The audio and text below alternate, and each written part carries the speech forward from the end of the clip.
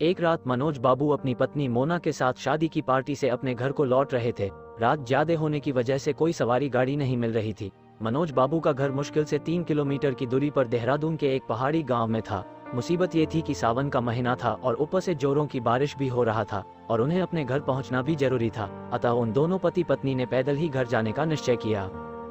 Mobile के torch की कम सी रोशनी में वे दोनों आगे बढ़ने लगे। वे अभी आधी दूर ही गए थे कि जोर से बिजली चमकी और बिजली की रोशनी में एक औरत का साया दिखा जो ठीक उनके सामने खड़ी थी।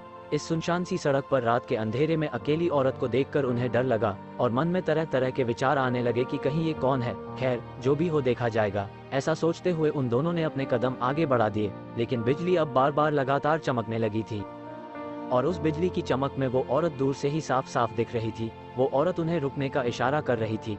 उसे देखकर मनोज बाबू की पत्नी की तो हालत खराब हो रही थी, लेकिन मनोज बाबू को अब लगने लगा कि ये औरत शायद कोई मुसीबत में है। मनोज बाबू जब रुके तो वो औरत उनसे हाथ जोड़ते हुए बोली, भाई साहब प्लीज मेरी मदद कीजिए। तेज बारिश और पहाड़ी ढलान होने की वजह से मेरी गाड़ी का एक्सीडेंट हो गया है। मेरी गाड़ी इस पहाड़ी ढलान से नीचे गिर गई है।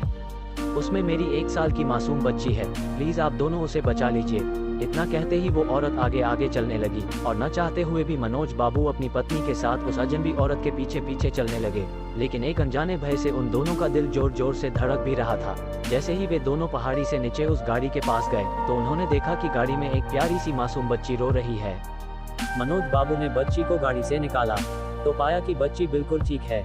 मनोज बाबू ने उस बच्ची को अपनी पत्नी की गोद में दे दिया। फिर मनोज बाबू को लगा कि ड्राइवर की सीट पर भी कोई है।